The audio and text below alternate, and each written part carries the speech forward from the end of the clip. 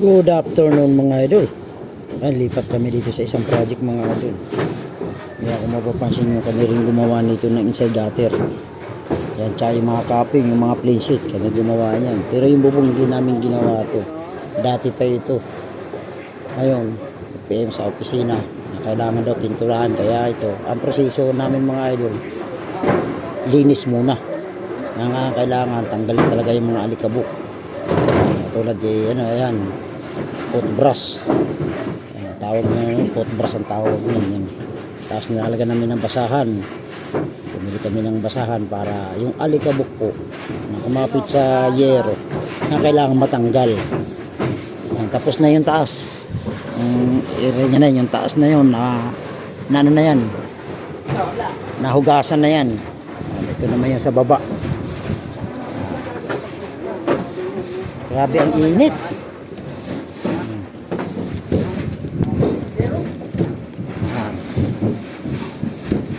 Nagawa na namin yan, yung area na yan, yung mga gutter na yan. Yan, pati yung mga plain sheet na yan, yan. Ginawa na namin yan. Ngayon, kailangan namin linisin yung bubong dahil kapoy pinturahan daw niya. Kaya para bukas, para pinturahan yan.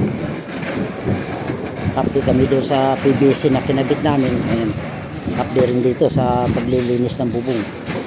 Para bukas, pintura na lang. Apply lang ng pintura. Buisin ang gagamitin namin pintura dito mga idol.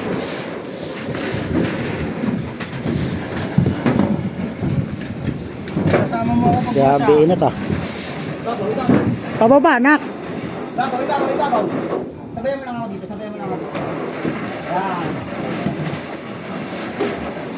Itim mo. O tingnan mo. Pag nakayod mo, itim mo. Yan ang alikabok na kumapit sa bubong. Kailangan matanggal talaga yung mga alikabok bago magpintura. O bukas tuyong-tuyo yan. Kahit mamayang gabi tuyo na yan.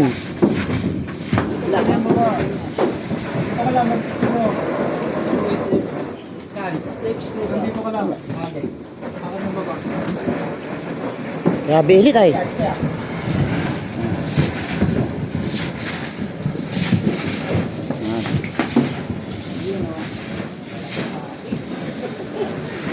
Huwag ka maglaro, makikita ng kumpanya.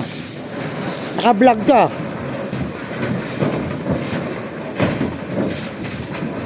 May time sa laro, may time sa trabaho.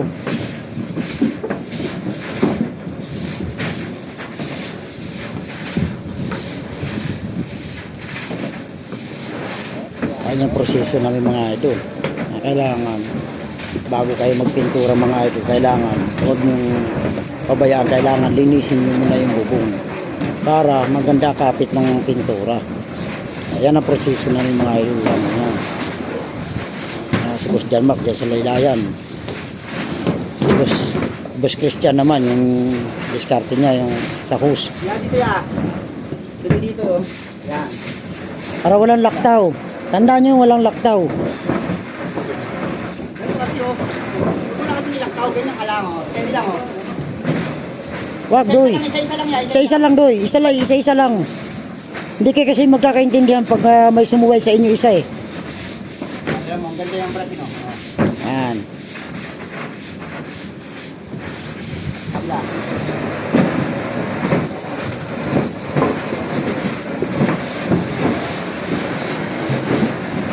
Yan o. Yun ba? Grabe yung alikabok na yun o. Grabe alikabok na yun. May yung tubig ng ano, daloy ng tubig, alikabok yan o. Oo.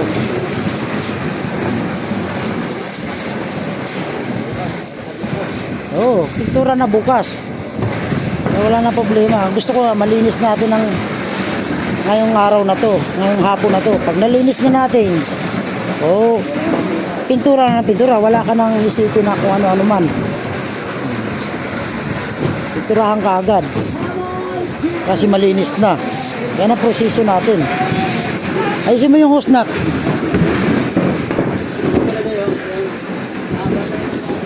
Haba na yung masyadong hose natin.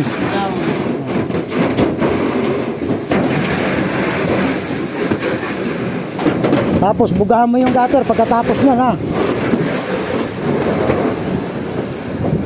Nabugaan na ba yung gutter dito sa taas? Bukas na. Yan, nice na.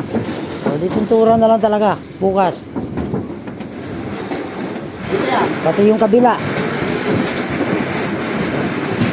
Wala proseso na yung mga idol. Grabe init. Sakto-sakto yung init sa ano. Kailangan talaga yun ang proseso namin. Pagka napapintura ng bubong o roofing, ang kailangan linisin. Kahit anong tarik niya, kailangan linisin. Dahil para matanggal yung mga alikabok bago pipinturahan. Nak, damay mo na to ha, mga wool flashing ha. Ayun, yung mga alikabok ng wool flashing ha. Damay niya yung wool flashing, ayun o, alikabok yan o. Doy, ayun o. Alikabok yan. Yan. Tama yung mga wool flashing na yan, hindi po pwedeng lalaktawan mo yan. Dahil yun yung ano eh, alikabok yan eh. Ano, yun, may agusan ng downspout. Yan. Yan.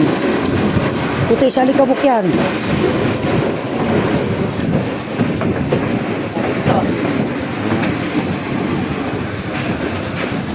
Okay, thank you. God bless. Good afternoon po sa inyo. Happy Wednesday.